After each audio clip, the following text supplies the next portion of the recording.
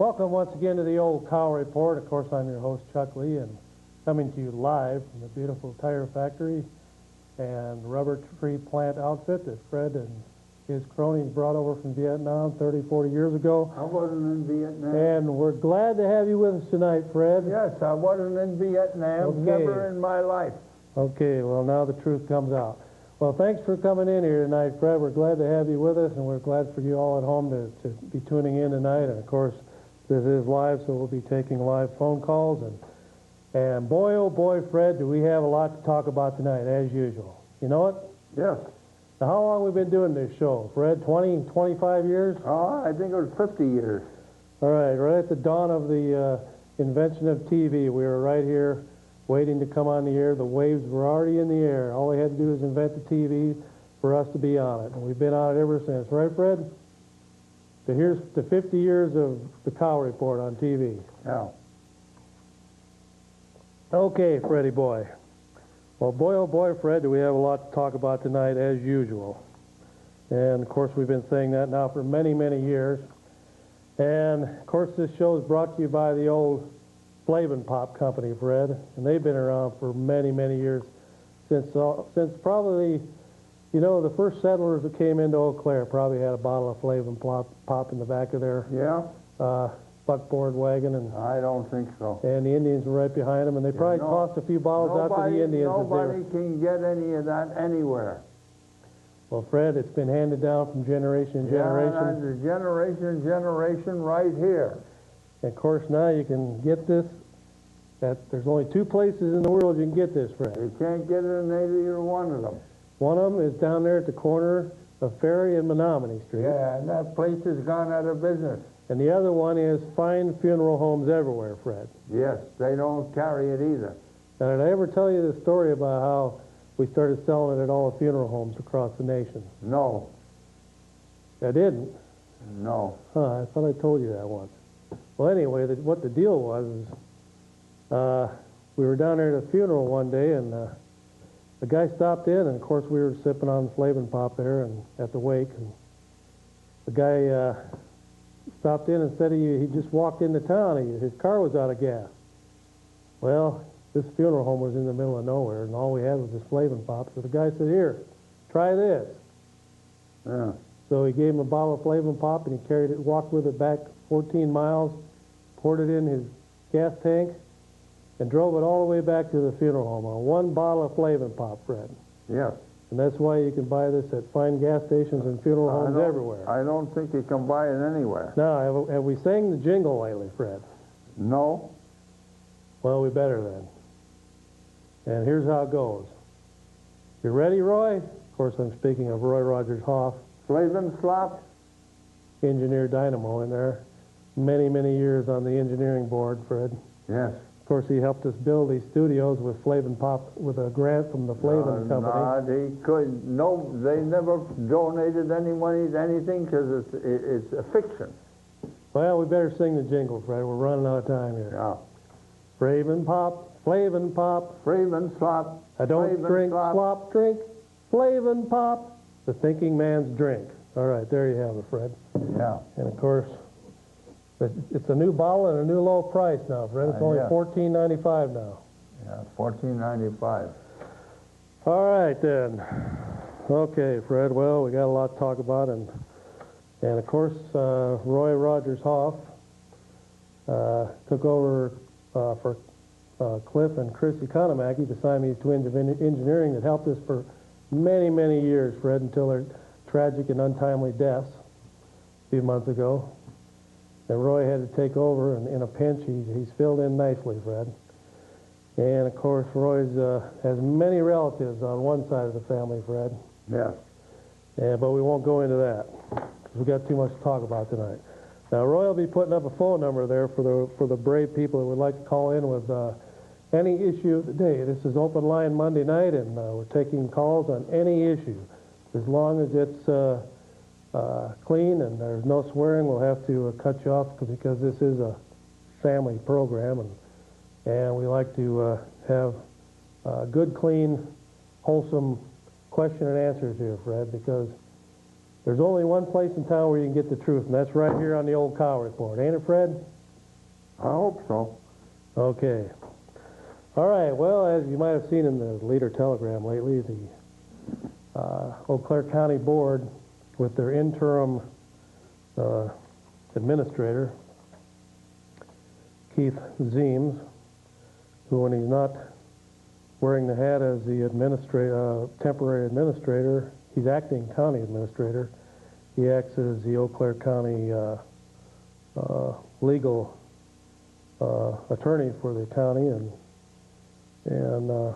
but right now he's acting administrator. Ron Wampler took his millions and ran and skipped out, and wherever he went to, and Keith Zeems had to fill in, and so now not only is he an attorney, but he's also taking over the role of being administrator for all of the various departments and things in the county.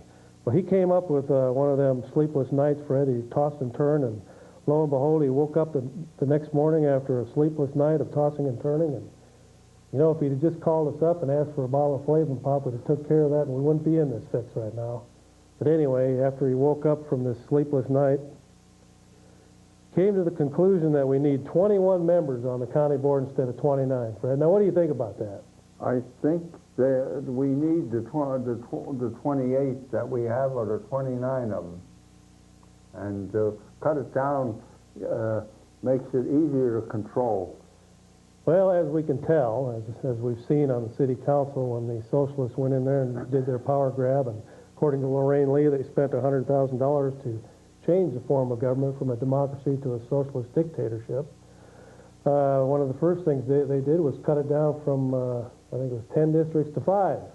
They wanted to consolidate power, because by doing so, it forced those people to run in those 5 districts. It forced, first of all, a merger of 2 districts into 1. So it forced the person that lost out on that deal just lost out and was no longer a district councilman for the city. But it doubled the cost to run for office, Fred. Yes. So you used to be able to get by for $700-800. Now you got to spend $2,000 to $2,500 to win one of them district races. So it's getting out of the hands of the grassroots people, and it's getting into the hands of the people that have the wherewithal or the inside track on getting that special interest money to pay for those expensive TV ads and newspaper ads and things of that nature, Fred. So now the socialists are on the march again, Fred, and now they're marching towards trying to take over the county board and reduce it from 29 to 21. And what do you think about that out there? If you think that's a crazy idea, call 839-6261. If you think that's a good idea, call 839-6261. What do you think about it, Fred? I think it's a bad idea. The rural areas will be affected greatly under this. Oh, yeah, it definitely tips the balance towards the city. Yes, and I don't think it's the a good idea. balance of power. They need a voice that they have there, and to do away with it is going to take that voice away. Oh, yeah, it's going to change a lot of things, Fred. You're going to have that urban viewpoint instead of an urban-rural mix like they have now. And it's unfortunate for the people way out there in the boondocks around Fairchild and Elk Mound and Union Township and Augusta, Fall Creek. Yeah. All them little burgs out in there, they're the ones that are going to lose out on this deal. They're going to lose, because right now, Fred, there's a mix on the board there of urban, rural, and suburban. It's kind of a three-sided mix there. And this could pretty well knock out the rural altogether and make it urban-suburban. Suburbs of Eau Claire and just the urban area would control it. And most of the money then would, of course, get spent for urban issues, and the hinterlands out there they would just have to fend for themselves, Fred. Fend for themselves. I know it. All right, Freddie boy. So what do you think about this? I think it's a bad idea. Well, what can we do about it? Tell your county supervisor to vote no on that issue. Well, one county supervisor has already stepped up to the plate in the Leader Telegram April 16th issue under headline Zeems suggests trimming size of county board. Doesn't say anything about a sleepless night and waking up to this bright idea.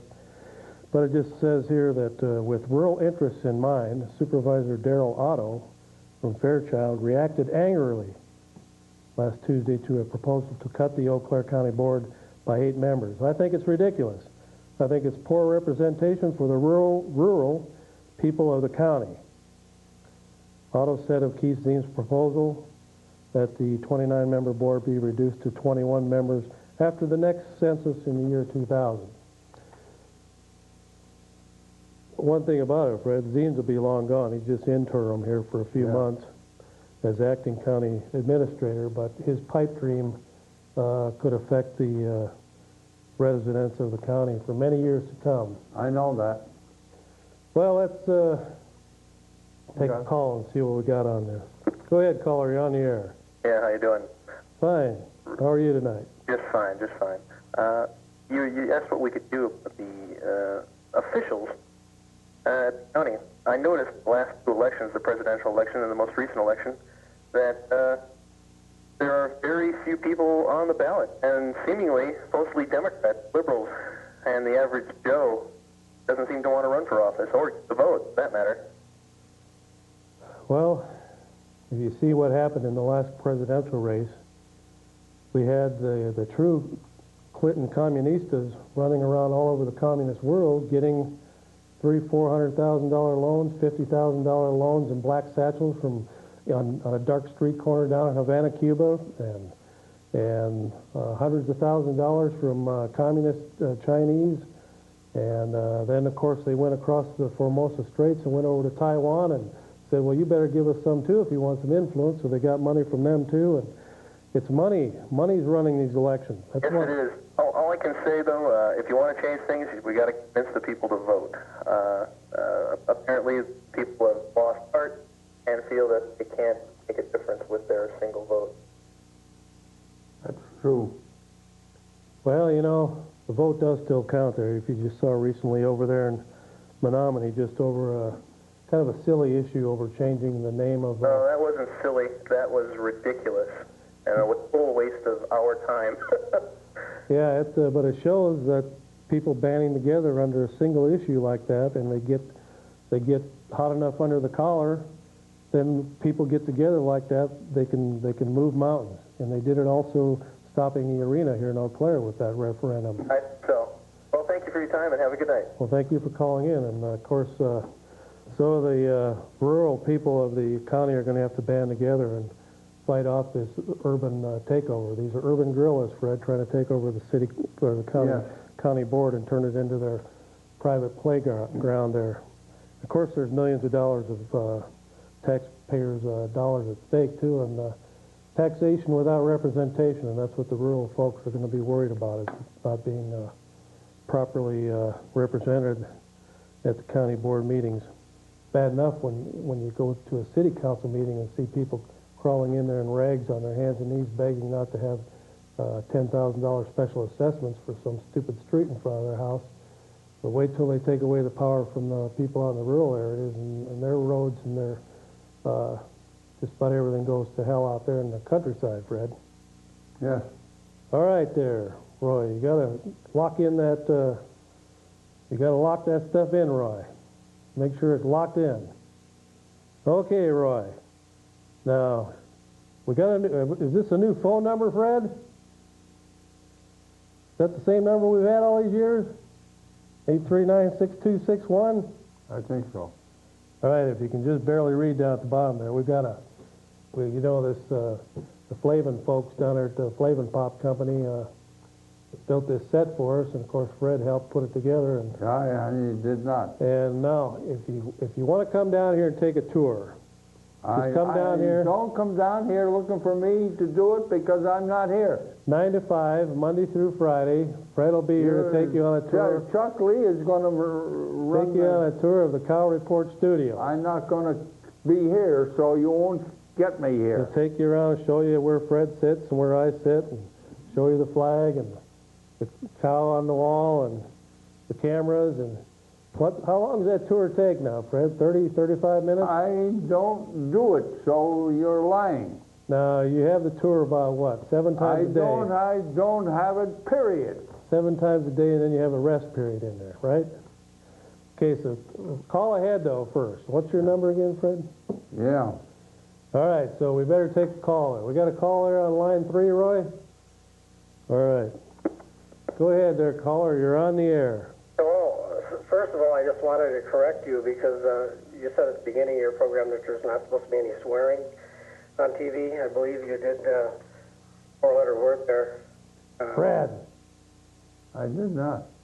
Well, I'll see if I can, during the commercial break, I'll see if I can straighten Fred out. Okay, I'd appreciate it. All right. I just have one question for you. How many people do you think that we need to have representing the county? Should, instead of 28, 29, should we have 59 or 79? How many do you think would be appropriate? Well, I think that old 29 figure has served us well for the last, 30, 40, 50, 100 years, however long we've been at that figure. 27 to 31, somewhere in that area. Don't you think keeping up with change would be a good thing, and maybe going to a lower number, streamlining the government? Why do you want to streamline? Why, if we want to do that, why don't we just get down to a dictator and just let this new guy that's coming in just run it? This county administrator is coming on board in, I guess, June 2nd. Why don't we just let him run it, and we'll just get rid of all 29 of them. But are all the members on there, are they all just for urban, or do they have rural people that are dedicated just to rural issues? Well, right now I think there's a good mix of interurban people from the cities, kind of suburban areas like Union Township, and then we have rural representatives that represent the little small towns around the area, and it's a pretty good mix now. Well, if we cut equally people from urban and the rural, if we cut from both sides, wouldn't it still be equal? I don't know how you're going to do that. No. It's done on population. It's about 3,000 people per representative. So you're wanting to cut it down to where it might be 4,000 people have to call one representative to get anything done. Now it's 3,000 for one. 3,000 times 29. That's about roughly what the breakdown is. There's 3,000 constituents per delegate on the county board. How many people do our congressmen handle? I think in the 3rd district about 500,000. Okay. They don't do a very good job of it though, because there's too many. I know out in Montana, one congressman out there represents 800,000 because there just wasn't enough to call for 2 congressional representatives, so one guy represents the whole state of Montana. Can you imagine campaigning in the state size of Montana just to be a congressman? Whereas you can go into the urban areas of like the city of Chicago, and your congressional district might just be a few square miles. Whereas, and you're still, when you get to Washington, you're just as equal as that guy that has to represent the whole state of Montana all by himself. Well, I guess you have to put me down, I guess, for a vote to eliminate some of the positions on the county board. Well, how far do you want to go down there? Well, I think around that 20 figure would be a good place to start.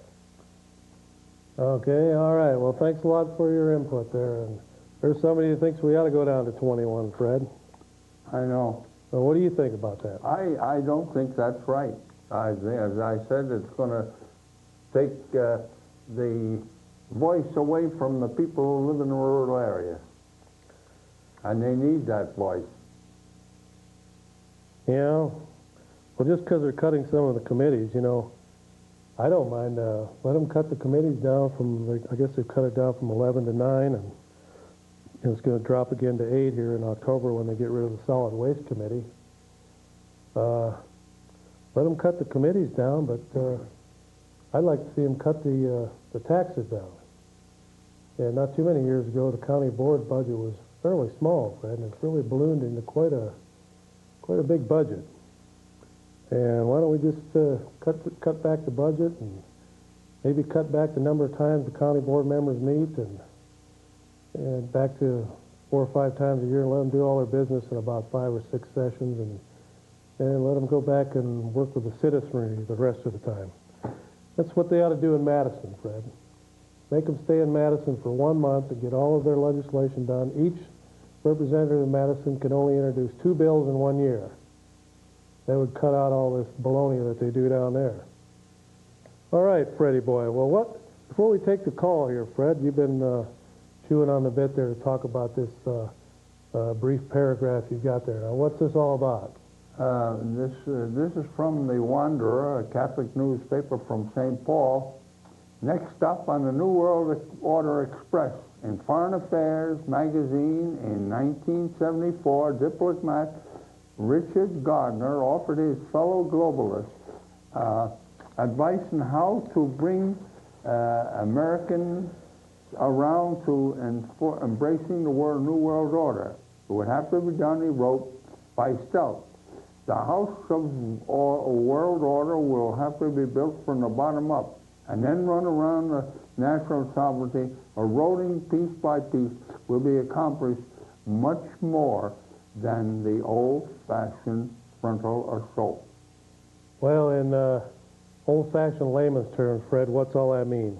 Well, this is what the New World Order is all about, and that's going to be run by the wheels throughout the world. Probably sitting in the back room smoking them Cuban cigars, too, that cost about $100 a piece. I don't know. All right, go ahead, caller. You're on. Well, Roy, we lost that one. They must have hung up. All right. Well, Fred, we definitely have to stop that New World Order. You know, it's coming down the highway there. We got to get out there and put a roadblock on that highway to the New World Order. I don't know if we throw some dead skunks out there or put up a barricade or what are we got to do? And there is another reason. The CWC would be repudiated. Hey, how you doing? Fine. How are you tonight? Pretty good. What do you want to talk about? I think that cow age thing's cool. Which thing? The cow age. I'm a young person. What do you mean the cow age? What, did you put something new on the set, Fred? I think that the age should be lowered for the board thing. Oh, the age for what? For the county board. Oh, okay. What do you think it should be lowered to? Like 16 or 18. You mean the voting age? People on the board. I think Oh. it's cool. Well, they have some people at maybe 18, 19 on the board. One of them is over at the university. Huh. Yeah, it's amazing what them college kids can do when they get their heads together. You know, it surprised me, Fred, back in the 70s and 60s when the big fight was on about college students voting in college towns and their votes were going to take over what happens in the college town. The college kids just kind of, they never did their voice. There's about 10,000 students here in town. I don't know how many can vote, maybe 7,000, 8,000 of them. Just look at the power they got there going to waste, Fred. The things they could do. If they're 18, they can vote. Yeah, dude, my name's Casey Lure. Yeah.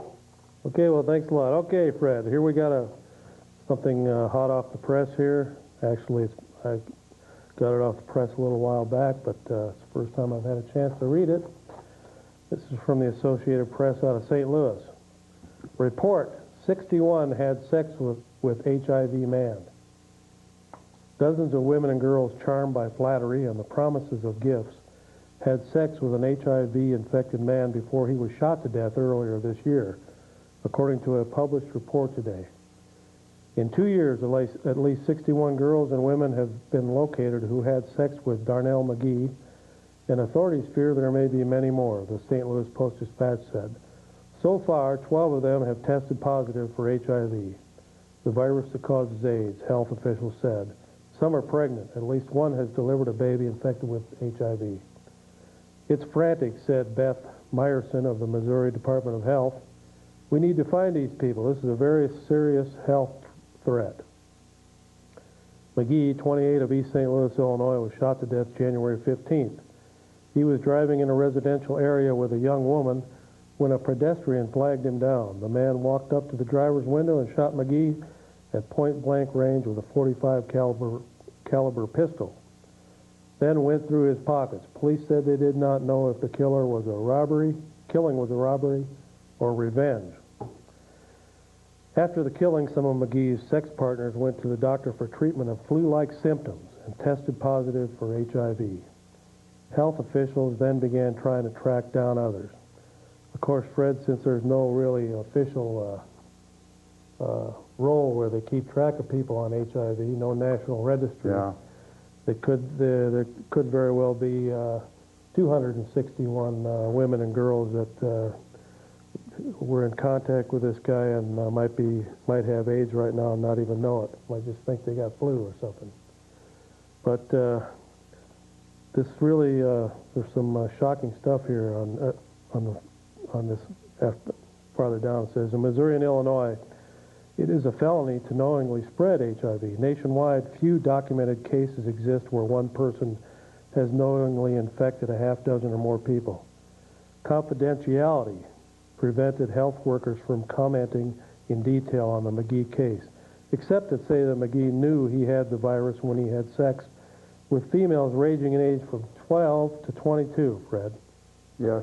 They were white and black, middle class and poor from all parts of the region. Some girls told health officials that McGee cruised in front of junior high schools and skating rinks. He flattered them and promised gifts. He didn't care about spreading the virus, Myerson said.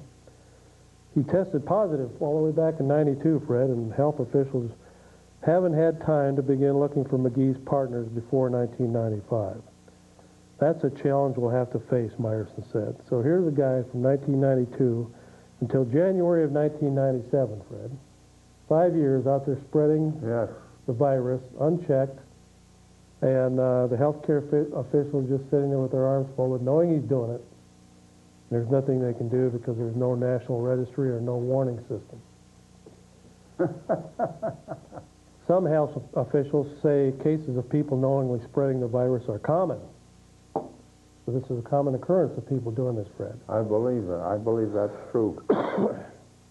There are many more McGees out there, said Diane Granberry, an education counselor for Northside AIDS Outreach, a nonprofit group. Some people say, why should I die with this disease by myself? I've been given a bum deal. So they're out there on a suicide mission, Fred, to take as many people as they can with them. And it's all going unchecked because there's no way nationally of tracking them down and letting people know, or some kind of ID system or warning system, or possibly quarantining or separation or something to keep this from happening. But it's happening all over the country, Fred. And the Centers for Disease Control has stopped the count at over 1 million cases. And so it could be anywhere up to 10 million. Who knows how many cases, how many people are roaming around the countryside with AIDS and they don't even know they got it. So all that phone calling on there, Roy. Tell them to stay on the line. Yeah. We won't bite. All right, Roy. Fred, what do you got there? I started to read this off about the Chemical Weapons Convention, and it should be repudiated as the first in a long list of such treaties that are being dreamed up to give the United Nations permanent authority to interfere in America's internal affairs in the name of arms control and disarmament. At the end of the road rise a world global regime.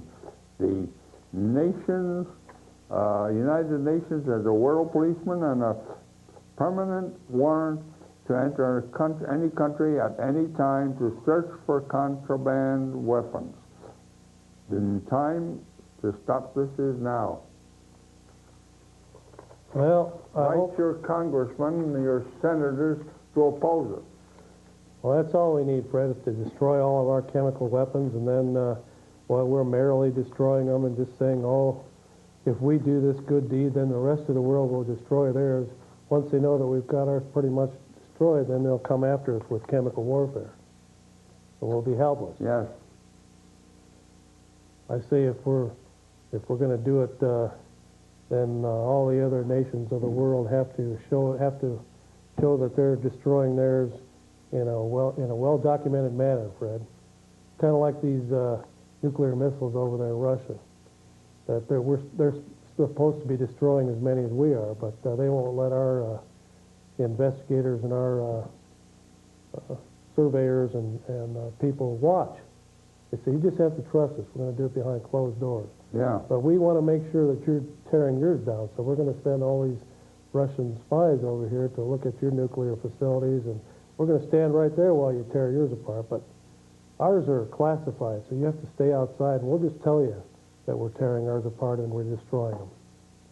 Okay, go ahead, caller. You're on the air. I just noticed that you were talking about guns. I was just telling him to say I shot a kid with a BB gun and I got to go to court tomorrow. You did? Yeah. How'd that happen? Well, I was just goofing around with a BB gun and he was walking by in the street and I shot him. Yeah, intentionally? Well, it was just as a joke. But then, I don't know, then he went home and told on me. He was kind of my friend too, but... How old was he? 15. How old are you? 16. So you got to go to court for this tomorrow? Yep. Got to miss half a day of school or what? Yeah, I get to miss like 5th hour and the rest of the day. So what are they going to do to you? I don't know. Probably send me to juvenile detention. And what's that entail? What do you have to do there? Probably just stay there for 2 days. You locked up? I don't know. I had never been there before. I was just wondering what you guys thought about it. Well, you know, it's probably not a nice thing to do, be shooting people. Did it hurt him? It put a mark. It broke skin on his lower left chest. Pretty powerful BB gun there. Yeah, it was pretty powerful. Was it a pistol or a rifle or what? It was a pump rifle. Yeah. We should save that for pop cans and gophers and squirrels. And rats. I was just wondering also, what do you think about gun control? Well, what do you think about gun control, Fred? You've been an avid I'm sportsman all your life. opposed to it. I strongly oppose it. Why? Well, it takes the Second Amendment right away from us to bear arms. The government has been cutting down on gun control. In other words, they're promoting it, and it's going to cause problems. Yeah, but man, this is the 1990s. What do you need a gun for? I know when I lived in New York, you needed a gun there. You saw what they did on the train in Long Island. There, one guy got up and shot so many people. They didn't have any guns to shoot back. Huh. That's amazing. And you know that's true. Well, yeah, you do in certain cases. You're out in the middle of nowhere or out on a ranch or kind of an isolated area where it might take law enforcement 20, 30 minutes to get to you. You don't have time to, when somebody's kicking in your door, to wait for law enforcement. You have to be the front line of defense yourself. For example, when I lived in the New York area, you could call up the police, and it would take them maybe 20 minutes to a half hour to get there. Too long, Fred. I know that. It's a good way to have a lot of bodies laying around. That's why our whole system is set up on a man's or a woman's home is his or her castle, Fred, and it has to be protected. That's why we put locks on doors. If everything was just so peace and love and safety and flower power, everyone would take the locks off their doors, and we'd just leave the doors wide open and say, come on in and enjoy the new lifestyle, and it's all peace and love and safety. Just come on in the house and don't hurt me, though. If that's the way it is, Fred. But unfortunately, it's not. We have animals and roaming around out there that are willing to take what they want by force. All right, Freddie boy, we better take a call, and then we got to get into some more local. Actually, I consider this the joke of the week, this next article, but we'll take this call first. Go ahead, caller, you're on the air. What do you think about the tobacco issue with carding people who look under the age of 26? Yeah, I hear that's a federal law now. Anyone 26 or younger has to produce an ID. Is that the deal? Yeah, I think that's it. What do you think about that? Well, I'll tell you. I think that everybody that's still smoking at age 26 ought to sign a waiver saying that the state, county, or any government, federal, state, county, or local government is not going to be held responsible when you're laying in that hospital bed dying of cancer clutching to your Marlboro cigarette lighter. Don't you think that is the responsibility of the tobacco companies because they are negligent and what they put in their tobacco, which makes us sick? Because isn't that, I mean, they lied to us. Isn't that consumer fraud? Yeah, but now they're coming clean and saying, hey, so what? Cancer kills you. You do it at your own risk now. Because the government wants the taxes off of it, so they're going to allow us to continue to push it on you. I said on this show many, many years ago, probably 7 years ago, that they ought to set up tobacco detoxification centers, just like they have for alcoholics, and allow people to go into treatment for 1 or 2 weeks at a time and have insurance companies pay for it just like they do for alcoholics that go to dry out and go into treatment. That allow cigarette addicts to go into treatment and get rid of their addiction, because that's what it is. It's an addiction to nicotine and all the things that go with the holding of the cigarette and the inhaling and just the whole psychology of smoking. The whole thing's an addiction. It has to do with more than just the nicotine, but the nicotine is one of the main factors in the addiction because it is an addictive drug. And I was hoping at one time that Wisconsin would be in the forefront and start setting up these nicotine treatment centers, Fred, but they've lagged behind. Mm. And now after 7 years, I've been hearing spatterings and reading spatterings of articles on setting up detoxification centers and treatment centers for tobacco addicts. Go ahead, caller, you're on the air. Yeah, I was just interested in talking about cigarette business. I know in Minnesota now they're going to build a new stadium. I know the same Wisconsin, but in Minnesota. And I was just kind of curious. It's kind of weird how, you know, the federal government's down on cigarettes. And in Minnesota, I believe that's how they're going to build that stadium. I'm sorry if this has been brought up before, but it's going to be on the cigarette act, etc. Huh. I don't know if you knew that, but, you know, because the federal government's down on the, you know, the cigarette move and this and that, but at any time somebody needs some money, what do? Tax liquor, tax cigarette. Yeah, there's going to be quite a few taxes on those things, like things that people consider that they need, like the cigarettes or the booze or gasoline. It's definitely something we need. And well, either what I'm saying, either right or wrong.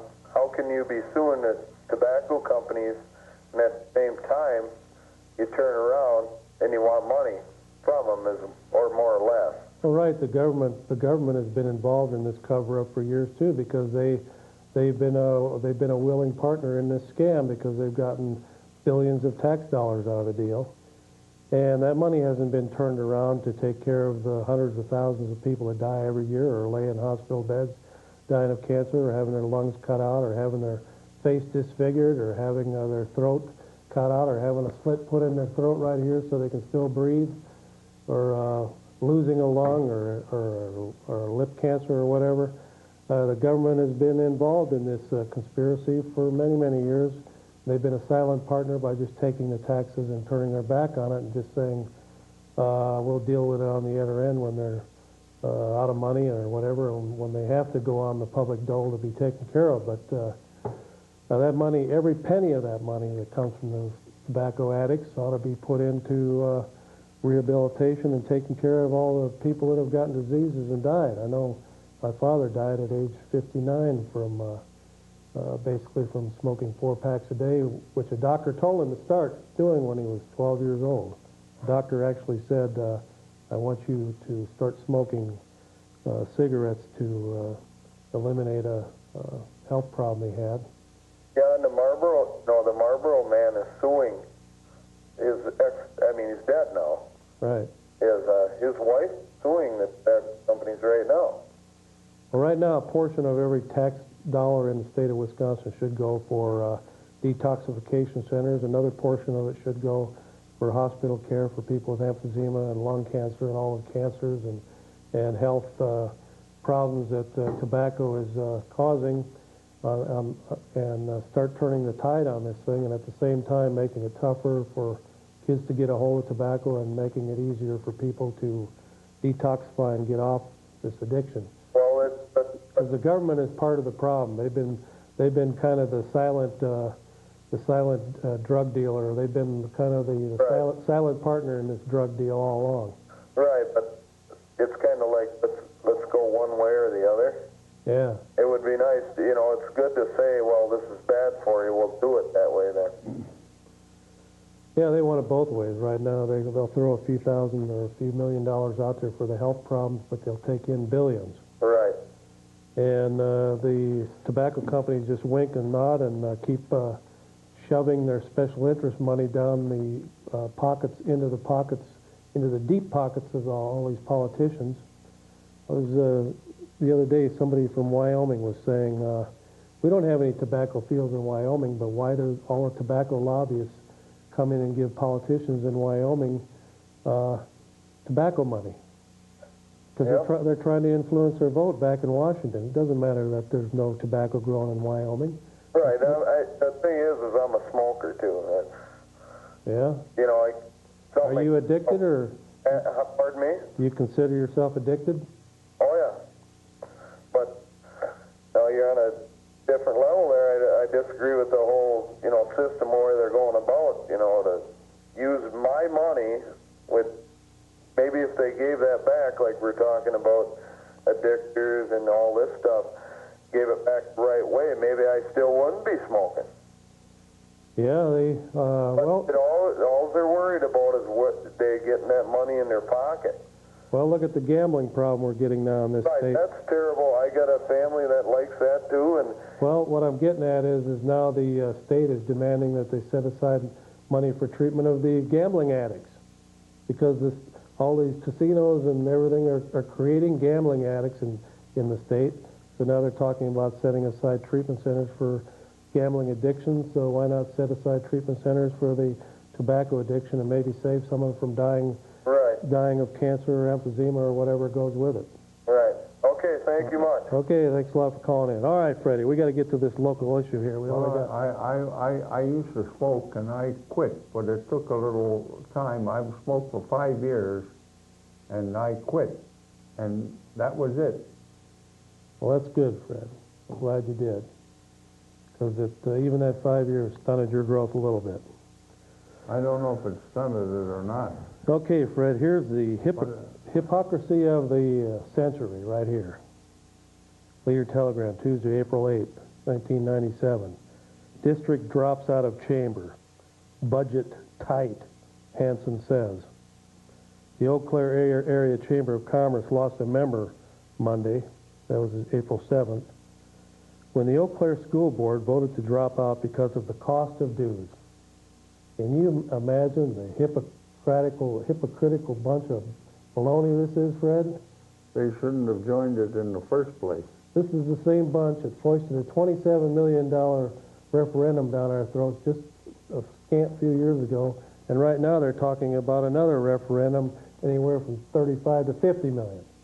And then they've got the audacity to go and pass some stupid thing like this saying that the $1,800 that they're paying to the Chamber of Commerce dues, That's a lot of money. with a tight budget.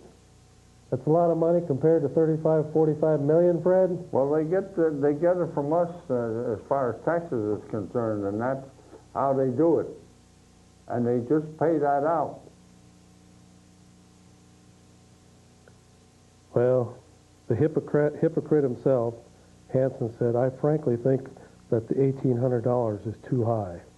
But he doesn't mind shoving these $40 million referendums down the poor taxpayers' backs, down their throat, and break the camel's back there and force people out of their homes And I know through heavy taxation. They don't mind doing that, Fred.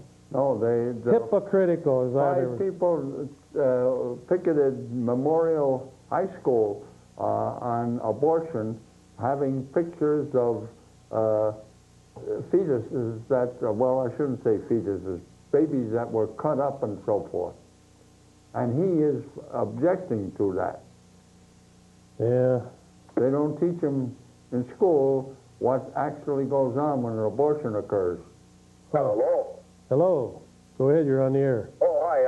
Yeah, my name is Steve. I'm a student over here at the Tech Yeah. here in town, and I was wondering about the new stadium they're planning on building here. You know, the whole rock concerts and stuff like that. You know what I'm talking about? Yeah. How do you feel about that? I don't know. I was just wondering. Where you been? We've been fighting that thing for 2 years. 2 years? Oh, gee. I see. I'm not from around these areas. Oh. I'm from up north. Yeah, well, it's stopped temporarily. Oh, is it? Yeah, if you want to go see a rock concert, you're going to have to drive a whole 90 miles and go all the way to the cities. Well, I didn't think it was a good idea anyway, because we don't need that here. Well, you just can't afford it right now. And, It's bringing in so many rowdy people, and it's probably just, I don't know. well, with the You're right.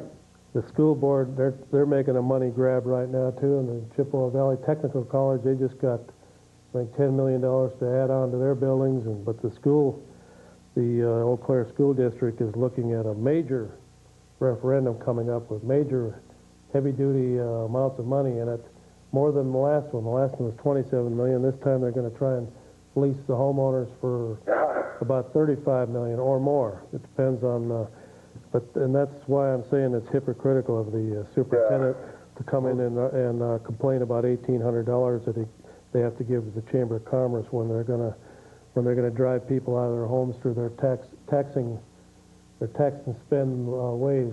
We don't need that anyway. It's probably, you know, with the rock concerts here in town, we're just bringing a bunch of drug addicts anyway. Say, you're up from you're up north. You ever see Fred up there spearfishing? Oh, yeah. Oh, Fred, what are you doing? I guess he saw you up there that one time. I never went fishing. That one time when we couldn't find you. All right, Freddie boy. Well, there's the hypocrite of the century there with Hanson worried about 1,800, but he doesn't mind fleecing the taxpayers out of $35 million for some supposedly shortfall in the school system. All right, we got to warn you out there. The city's planning to reassess property in 1997. Values could rise 20 to 25%. So if they're not going to fleece you one way by taking it through these phony referendums and stealing it out of your pocket this way, and they'll get it from you one way or the other because they tack it right onto your taxes. If you don't pay your taxes, they'll steal your home from you and kick you out, put you on the street, and then then they can put you into public housing. Of course, that's probably what they wanted. If you saw that article in Leader Telegram recently where some of these guys are fleecing the government for, subsidized housing for over $1,000 a month. Some of them are living in not too fancy apartments, but the fleecing of it is they're getting over $1,000 per apartment from the government kickbacks and things of that nature. But anyway, the city is planning to reassess property in 97. We're already into 97, so I'm sure some of you have already had yours reassessed. These assessments changes will show up on your 98 tax bill, which are mailed to property owners in 97. So expect another Christmas present this December from your benevolent city leaders there. And the reason they're doing this is because they can get more tax dollars out of you. If they can boost your property up 25% or 50% in some cases, then they can get more taxes out of you. But overall, they get more taxes out of the city, so that they can spend it on more frivolous and foolish pipe dream ideas that they come up with down there at City Hall. So be mindful that you do not have to let them in your house. They can come to the door and knock, and you can laugh in their face and tell them you want to assess my property. You can assess it from the outside because they have all the facts and figures they need downtown in the books. They just want to get inside so they can look around to see what kind of remodeling you've done or whatever so that they can jack up your assessment. But by law, you don't have to let them inside. If you do let them inside, I guarantee you that they're going to hit you up for 25 and maybe 50%. So just tell them take a hike if they want to come inside. Don't let them threaten you by, because they might appear to threaten you by saying that if you don't let us inside, we will. That's illegal for them to use threatening tactics like that. It's saying that if you don't let them inside, that they will possibly raise your assessment. That's against the law, and if they do that, call this program and let us know, or call a private attorney and take the bums to court and sue them and get them fired from their job, because legally they're not allowed to go into your house without your permission. Go ahead, caller, you're on the air. Yeah, I think that you should build that arena, or the city should anyways, because, I mean, it'll bring in some hardcore music. You know, Terra, Sepultura, I mean, what other bands do you want? Why do you have to have an arena? Why don't you just have it down there at Zorn Arena or at the Regional Arts Center? You can't fit many people in there. You gotta have like thousands of people. You gotta make money. You gotta make a profit. You know what I'm saying? Well, they've got these outdoor arenas in Cadott and up there at that one up on Crescent Avenue there, Fred. That big one up there, 20, 30,000 people are up there. Is that big enough for you? I don't know about that. You gotta have an inside arena. Oh, you want the townies to pay for it, huh? Well, I think so. I mean, they could make the money back within a matter of years. Well, How are we going to make the money back when the city mafia is going to own it? The taxpayers aren't going to get one dime of it back. The city mafia is going to siphon it all off into their own elitist pockets. That's why it was stopped, because people saw through the smoke screen and the pipe dreams before. Defamation suit groundless. Lee seeks dismissal of Karpinski claims. I wonder what happened to that lawsuit, Fred? I don't know. I didn't hear. The deadline on that should be coming up here pretty soon if they're going to actually have one, or if that was just another one of those smoke screens to help defeat Lorraine in her run for office here recently. All right, Fred, I get a mailing from the Anti-Defamation League every few weeks. And in this issue, they're telling about what Louis Farrakhan's up to, Minister Louis Farrakhan, and the Nation of Islam. They have a 3-decade, well-documented record of hate-filled rhetoric and anti-Semitism. Nation of Islam ministers and representatives regularly spew anti-Semitic, anti-white, and anti-Catholic sentiments in their appearances and speeches. The Final Call, the official newspaper of the Nation of Islam, reflects that anti-Semitism and racism. While 1995's Million Man March may have been the height of his mainstream appeal, 1997 saw a steep decline in that appeal. And then it goes 2 pages of telling what Farrakhan has done during 1996. And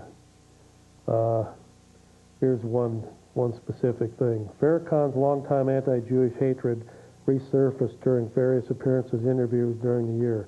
In his Savior's Day speech in Chicago in February, for example, he ranted, "And you do with me as is written, but remember that I have warned you that Allah will punish you. You are wicked deceivers of the American people.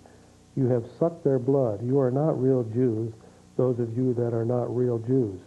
You are the synagogue of Satan, and you have wrapped your tentacles around the U.S. government, and you are deceiving and sending this nation to hell. But I warn you, in the name of Allah, you would be wise to leave me alone. But if you choose to crucify me, know that Allah will crucify you." So it sounds like a threat, Fred, and he does have a 10,000-man army up there in Chicago, well-armed. And some rumors say that Gaddafi from Libya has been arming his black nationalist soldiers in the Chicago area and some other urban areas around the country, Fred. So we could very well see. And what the Nation of Islam wants is their own separate homeland within the United States, separate from the other races. They want it just to be a black homeland. And evidently Gaddafi is helping finance the coming terrorism that could be coming our way. Roy. Okay, we got a call on line 1 there, Fred, and then we'll get back to you. Hey, Go ahead, you're on the air. how are you guys doing? All right. Good. I just want to start off saying I've been a smoker for years, and I love to smoke. It's hard to quit, but I just love the feel of that cigarette in my mouth. Even though you lost that one lung, you're still smoking, huh? Yeah. But it's been replaced. But other than that, I had a question. What's your deal with college kids? Do you not approve of the students in town? I've always known that. I don't mind the students. They can hang around for 12 months if they want. The thing is, why should the townies have to pay for their partying? Well, it's just because that without this university, this town is nothing but a blue-collar piece of shit world. So now you got that out of your system, so what are you going to say next? Well, there you have it, Fred. Andrew Sullivan, an open homosexual activist and a former editor of the New Republic, an author of a book on the same-sex marriage, aided his voice to the supporter of embattled Newt Gingrich in a co-op article in the New York Times. Sullivan called Gingrich a true conservative, which he is not. Huh. That's amazing. I didn't know that.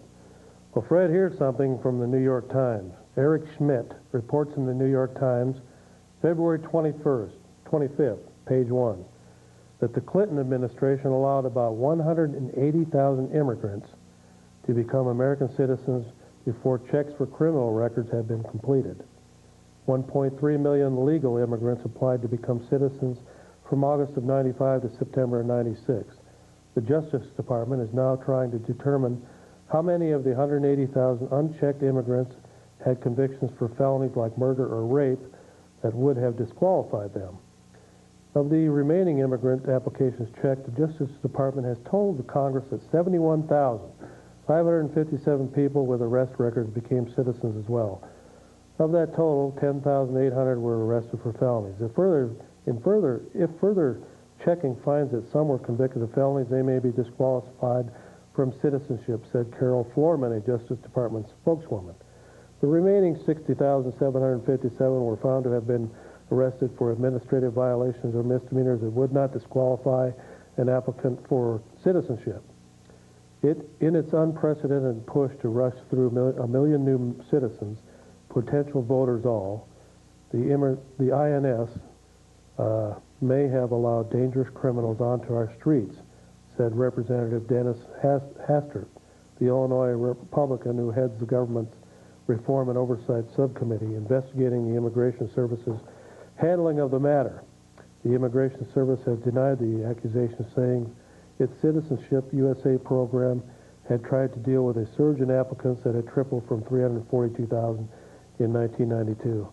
So, Fred, there in just a couple of years, Clinton pushed through a couple million people to get them into this country, to get them to vote before, get them on the voting rolls before the 96 elections. And, of course, because of Clinton's benevolency, of course they voted Democratic.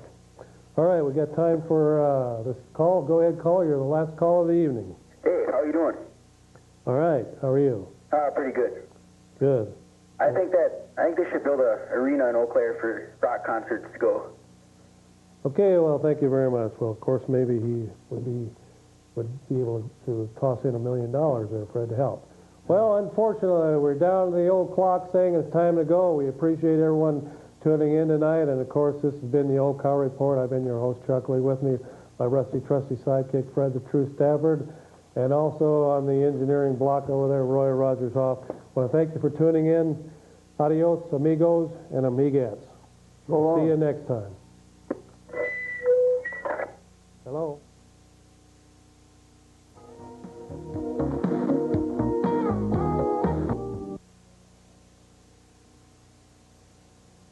There's a messer. Welcome once again.